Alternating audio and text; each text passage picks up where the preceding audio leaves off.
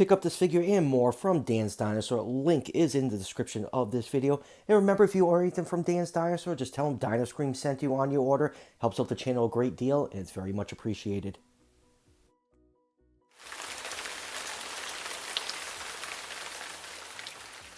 Hey everyone, welcome back to another PNSO review. Today we're taking a look at Wyatt, the Parasaurolophus. This is the first figure released from PNSO since they took their short hiatus back in February, which mercifully gave our wallets a little bit of a break, but now they're back with this beautiful Parasaurolophus, and they also have that new Carcharodontosaurus, which I believe should be available sometime in June. So let's just go over the package really quick before we take a closer look at Wyatt. Comes in the Prehistoric Animal Models box that we've been seeing for a long time now. It's model number 44 in the line. They have a beautiful full art picture of Wyatt on the front, and I have to say, PNSO is getting better and better with their painting. The prototype image on the box looks exactly like the model you get in hand, so they are definitely improving in that department. And on top of the box, you get a close-up of Wyatt's head with those baby blue eyes that I fell in love with. And just like every other model, you get a pamphlet that is just full of really not too much useful information. You get a nice picture of the skeletal up here, and you do get some fun facts, like I have nothing special, and I know I'm normal, but I'm neither depressed nor giving up, all those fun Parasaur facts. But one cool thing that they did, and they haven't done this with the larger figures, you actually get a beautiful poster on the back side of the pamphlet. Usually you see the posters with the minifigures. This is like the first time I've seen it on the pamphlet that comes with these larger models. So this is definitely a welcome addition. I quite like the artwork on this pamphlet. So enough about the packaging. Let's get Wyatt up on the turntable and take a closer look.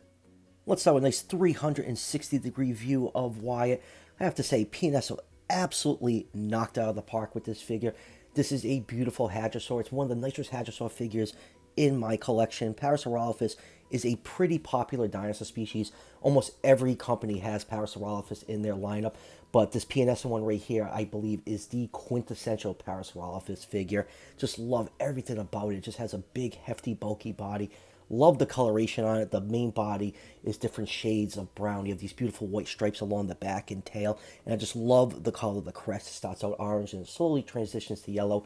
And those baby blue eyes. I love blue eyes on dinosaurs. And it just really makes this figure pop and gives it a lot of character. Just all around a beautiful figure. And the cool part is you'll notice there is a notch on the back of the figure. This figure is based off an actual specimen, it's the holotype specimen of Parasaurolophus, ROM 768, but we'll get a little bit more into why that notch is there later on in the review. So let's just do a couple quick measurements on Wyatt. This figure is about 10¼ inches long from the tip of the tail to the tip of the beak, and just about 4 inches tall to the top of the crest. So Parasaurolophus in real life was 31 feet long, so using those length measurements, I'll put this figure somewhere in the 1/36 scale range. But if we measure the skull of this figure, it's 2.5 inches long. So the skull of Parasaurolophus in real life was about 5 feet 3 inches long. So with that measurement, that'll put this figure in the 125 scale range. So let's zoom and take a look at some of the finer details on the figure, starting with this beautiful head sculpt.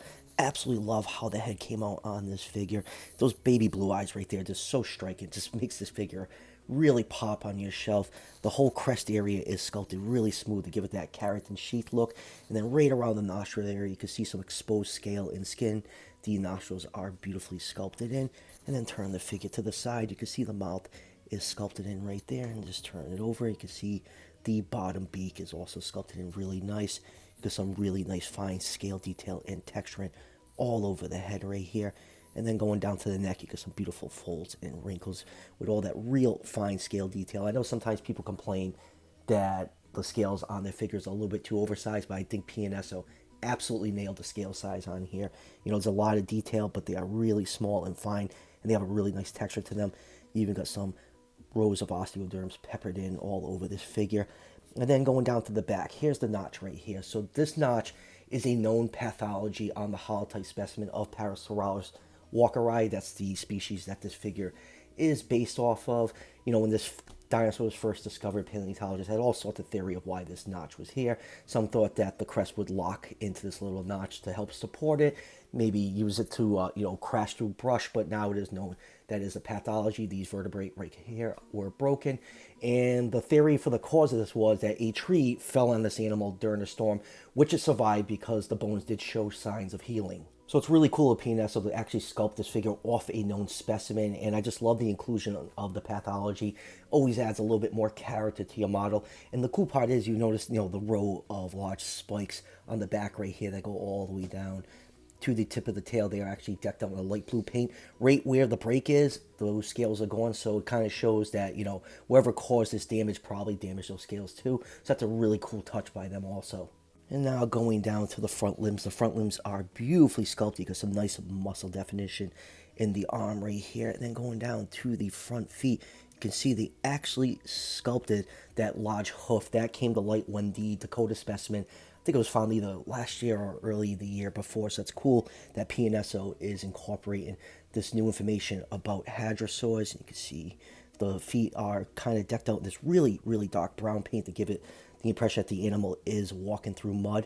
And then going down to the side of the body, you can see more of that beautiful scale detail and all those larger osteoderms picked out all over the figure. Some more beautiful folds and wrinkles just before the thigh region. And turn the figure over, you can see underneath the belly is painted in an off-white color. More of that beautiful scale detail, some more rows of osteoderms. And even the bottom of the feet are beautifully sculpted. Got some nice scale detail on there. The hooves are also nicely sculpted and decked out in a light gray paint. And then going down to the hind legs, big, beefy, muscular looking hind legs. Just great detail on here. You got some nice stretches and folds from the skin. More of those large osteoderms underneath the base of the tail. And then you got that beautiful white stripes along the back and tail right here. This really nice touch. Great paintwork on this figure. And then going around, yes, we do have a whole cloaca slit. It looks a little irritated, very reminiscent of how Collectae does their dinosaur buttholes. Just, it's not just that big blast of brown around the openings, but this one is just a little bit red, and that is a nice touch. Maybe a little baby wipe will soothe that rash. And then going down to the tail, you can see more of those blue spikes on top of the tail and that white stripe. And so yeah, all in all, this is an absolutely gorgeous looking Parasaurolophus. It just looks absolutely fantastic from all angles. I am quite pleased with this figure. Moving on to comparison, first up, here it is with the Safari Limited Parasaurolophus, which I think is a highly underrated figure. I just feel like this figure never got a lot of attention and came out in, I think, in their amazing 2017 lineup. It was just overshadowed by so many great figures in that line, like the Feathered T-Rex and Diplodocus. And next up, here it is with the very beefy and chunky Collectae Parasaurolophus. And lastly, for Parasaurolophus comparisons, here it is with the awesome Batat Para. And this figure's been around for like almost 20 years. And I think this was pretty much everyone's gold standard for a Parasaur figure in their collection, but I think it's been finally dethroned by this amazing looking PNSO one. And next up, here it is with some Hadrosaur figures from PNSO. Here it is with their beautiful Lambeosaurus and their large Corythosaurus. Now, I still believe the Corythosaurus and Parasaurolophus are still a little too big to scale in that 135 scale range. I kind of would wish they were around the size of the Lambeosaurus, but you can't argue. These three figures look absolutely beautiful next to each other. Oh god, this Corythosaurus does not like standing. I have so many issues with this thing, but you can see PNSO incorporated that hoof look on all three of these Parasaurs. You can see it on the Corythosaurus right here and the Lambeosaurus. So yeah, these are definitely among the three best Hadrosaur figures on the market right now. And here it is with one of PNSO's older Hadrosaur figures. Here it is with their Manchurosaurus. I have to kind of lean up against the log back here because this figure also does not want to stand. But if you consider this Manchurosaurus and Edmontosaurus, really shows you how large Edmontosaurus got in real life compared to Parasaurolophus. And lastly, here it is with PNSO's Spinosaurus, which, obviously is too small to scale with this Parasaurolophus, but like I always say every time I bring this figure out, this figure is actually based off a juvenile specimen, so this does scale pretty well with 135. And obviously we always have to compare the amazing PNSO Wilson T-Rex to every other figure. And yeah, these two do look really cool next to each other. This Parasaurolophus is definitely too big to scale with a T-Rex, but nonetheless, they do look pretty cool posed like this next to each other. So, final thoughts on this new Parasaurolophus. If you can't figure out by now, I am totally in love with this figure.